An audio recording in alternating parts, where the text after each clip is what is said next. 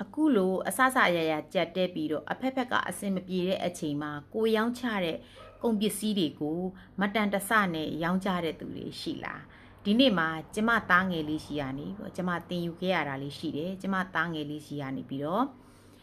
ကျမတန်ဝေးကရစရာလေးရှိတယ်အဲ့ဒါလေးကိုဒီနေ့မှာပြောပြခြင်းတယ်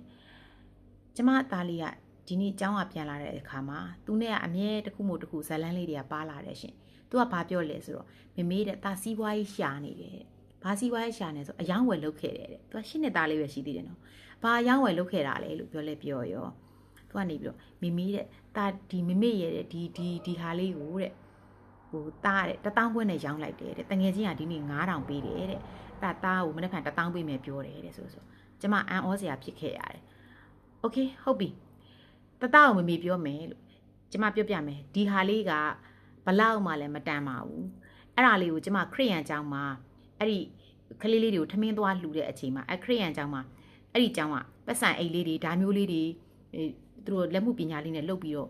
ရောင်းတယ်ပေါ့နော်ရောင်းတဲ့အခါမှာသူတို့အဲ့ဒါလေးနဲ့ရန်ပုံငွေရှာတယ်ကလေးတွေမုံဘိုးရှာတယ်ပေါ့နော်တောင်အုပ်ကလာမှာလွန်ခဲ့တဲ့ကိုဗစ်ကာလမှာပေါ့နော်ကျမဓာမျိုးလေးတွေလက်ဆောင်ရခဲ့တယ်ပေါ့ကျမဒီဟာမျိုးလေးတွေရဲ့ချင်းတတိလေးတွေရဲ့ပတ်စံလေးတွေကတော့ကြီးကြီးကတော့1000ခွဲနဲ့ဝယ်ခဲ့တာပေါ့နော်ဒါလေးတွေကတော့သူတို့ရောင်းမယ်ဆို1000 2000လောက်ပဲတန်ဖိုးရှိမယ်အရာလေးပေါ့နော်အဲ့ဒီအချိန်မှာတားငယ်ကဒီဟာလေးကိုယူသွားတော့သူ့เจ้าကနှစ်တန်းအရွယ်ပေါ့နော်grade 2ကျောင်းသားအချင်းချင်းမှာခရိယန်နဲ့ဗမာဆက်ထားတဲ့ကလေးလေးပါလာတဲ့အခါကျတော့သူကဒါလေးကိုအရန်လိုချင်တော့တားငယ်ကလည်းရောင်းတယ်တဲ့သူတို့အချင်းချင်းတွေပြောနေကြတာပေါ့ရောင်းတဲ့အခါကျတော့တားငယ်ကိုသူကပြောတယ်တဲ့ဘယ်လောက်ပေးရမလဲဆိုတော့တားငယ်ကလည်းမင်းဘယ်လောက်ပေးမလဲဆိုရင်ဒါနဲ့ငါ1000ခွဲပေးမယ်ကွာဆိုပြီးတော့ပြောတယ်တဲ့ဆိုပြီးတော့တားငယ်ကိုဒီနေ့ပတ်စံ9000နဲ့အတူတူမနေ့ဖန်ကျဒီပစ္စည်းလေးယူလာမယ်ဆိုပြီးတော့သူကပြောလိုက်တယ်တဲ့ပြောလိုက်တဲ့အခါကျတော့ကျမတားငယ်ကိုပြောလိုက်တယ်တတောင်မမီပြောပြမယ်လို့ဒီပစ္စည်းရဲ့တန်ဖိုးဟာလေလို့အများဆုံးတန်မှာငွေ2000ပဲတန်တယ်တားလို့တားကသူနဲ့ကို1000ခွဲယူတယ်ဆိုတဲ့ဟာအယံများလွန်းတယ်လို့သူကခရိယန်တယောက်တကယ်ဖြစ်ခဲ့တယ်ဆိုလို့ရှိရင်တတကဒါလေးကိုလက်ဆောင်ပေးလိုက်ပါလို့ဆိုမမေတဲ့ तू ပတ်စံပေးတာတဲ့တာကဘာမှညှိနှိုင်းမှုတွေမလုပ်ပါဘူး तू လိုချင်းနဲ့ပေးတာတဲ့လိုချင်းနဲ့ပေးတောင်မှပဲအဲ့ဒီပစ္စည်းကတန်ရတန်ကြီးမှုရင်တာယူလို့မရဘူးလို့မမေပြောမယ်နော်လို့ဒါကရေရှည်ပြဿနာရှိတယ်လို့ဘာကြောင့်လဲဆိုတော့ဒီတန်ဖိုးဒီလောက်ပဲတန်ဖိုးရှိတဲ့အရာတစ်ခုကိုတာကသူ့ကိုလက်ဆောင်ပေးလိုက်တယ်ဆိုလို့ရှိရင်နောက်တစ်ချိန် तू အသက်ကြီးတဲ့အချိန်ထိပြောသွားမှာလို့ကျမဆိုငငယ်အကြောင်းနေမှတ်မိတယ်ကျမ9နှစ်မှာဘာတွေတွေ့ကြုံခဲ့ရတာဆိုတော့မှတ်မိတယ်အဲ့တော့လို့လူတယောက်ကအသက်ကြီးလာတဲ့ခါငငယ်ဘဝကိုပြန်တွေ့တယ်ဆိုလို့ရှိရင်တားကို तू ကမတန်တဆနဲ့ရောင်းလိုက်ပါလားဆိုတာ तू အမြဲတမ်းအမှတ်ရပြီးတားတဲ့တငယ်ချင်းကောင်းရမှာမဟုတ်ဘူးလို့တားတဲ့မိတ်ဆွေကောင်းရမှာမဟုတ်ဘူးလို့ तू လိုချင်တဲ့ပစ္စည်းလေးကိုတားတို့အရွယ်ချင်းချင်းမှာတားအခု8နှစ်ရောက်နေပြီဒါလေးကိုလက်ဆောင်ပေးခဲ့တယ်ဆို तू အမြဲတမ်းအမှတ်တရဖြစ်နေလိမ့်မယ်တားလို့နောက်တစ်ခုကြလို့ရှိရင်ဒီပစ္စည်းကို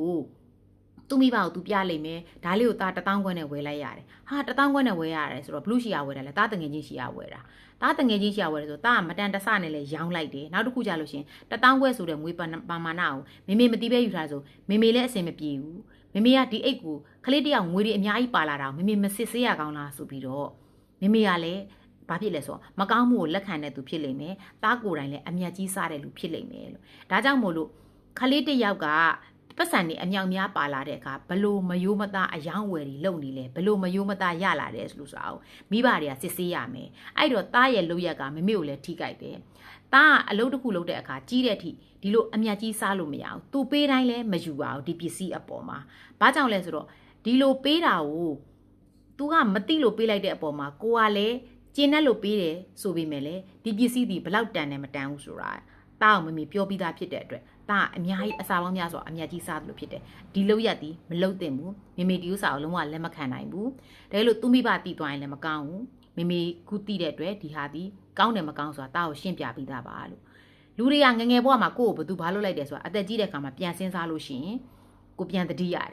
တယ်ဆိုတာအော်သူစိတ်တက်သည်လိန်မာခဲ့ပါလားရိုင်းခဲ့ပါလားဆိုတာအဲ့ကြုံတွေ့ခံစားတဲ့လူကငယ်ဘဝကိုပြန်တွေ့တဲ့အခါအတိဆုံးဖြစ်လိမ့်မယ်အဲ့တော့တာဒီလောက်ရက်ကိုမလုံတင်ဘူးလို့ကျမပြောလိုက်တယ်ဒါဟာဒီကလေးတွေရှိကနေကျမတို့တင်ယူခဲ့ရတဲ့အရာပေါ့အဲ့တော့ခလေးတွေမှာပတ်စံအပိုတွေပါလာတာမျိုးပစ္စည်းအပိုတွေပါလာတာမျိုးဆိုတော့မိဘတွေကအခုချိန်မှာ check လုပ်တင်တယ်ပြန်စစ်ဆေးတင်တယ်နောက်ထပ်ကိုကလေးတယောက်ကဒါမျိုးဖြစ်နေတယ်ဆိုလို့ရှိရင်ခလေးတွေရဲ့စိတ်ပိုင်းဆိုင်ရာကိုတင်ပေးတင်တယ်ငငယ်တွေကကလင်ကကြစ်လုတ်တတ်တယ်ဆိုရင်အဲ့ကလေးတွေကကလင်ကကြစ်စိတ်ကကြီးတဲ့ဒီရဖြစ်မှာပဲတချို့မိဘတွေကတော်လိုက်တာငါသားလေးဒီလောက်တန်ဖို့ရှိတဲ့ပစ္စည်းလေးကို1000ခွဲနဲ့ရောင်းနိုင်တယ်ဆို ချို့မိဘတွေကချီကျူးကောင်းချီကျူးလိမ့်မယ်ကျမကတော့အဲ့လိုချီကျူးတဲ့အထက်မှာလည်းမပါတယ်လို့လက်သင့်ခံတဲ့အထက်မှာလည်းမပါပါဘူးကျမဒီနေ့ပြောချင်တာကဒီနေ့ပေးချင်တဲ့ message ကကျမသားကနေဒီလိုစကားလေးတွေတည်ဆောင်းလာတဲ့အတွက်ကျမလူကြီးမင်းတို့ကိုဒီနေ့မှာပြောချင်တာက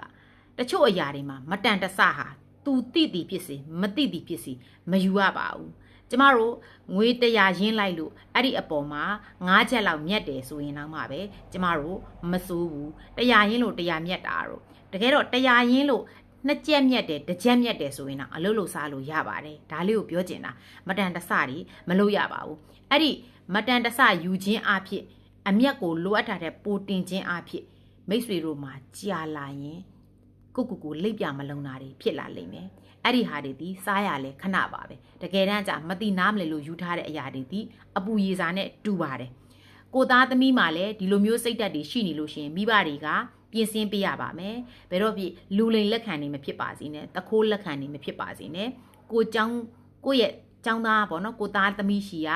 ဘာပစ္စည်းတွေသူများရှိကနေအပိုပါလာလဲငွေရေးကြီးတွေဘလို့ပါလာလဲဆိုတာငငယ်တွေကသာတေချာမလုပ်ဘူးဆိုလို့ရှိရင်ကြီးလာတဲ့အခါမှာတကယ့်ကိုလူလိန်တွေတခိုးတွေကြပိုးတွေအမျက်ကြီးစားတဲ့သူတွေဖြစ်သွားနိုင်တယ်မိမိစိတ်ဓာတ်မှာဒီလိုရှိနေရင်လေဒီနေ့ကစပြီးပြင်ဆင်ပါကိုသားသမီးလေးတွေမှာလည်းဒီလိုပြဿနာလေးတွေအိမ်ကိုပါလာခဲ့တယ်ဆိုလို့ရှိရင်မိတ်ဆွေတို့အနေနဲ့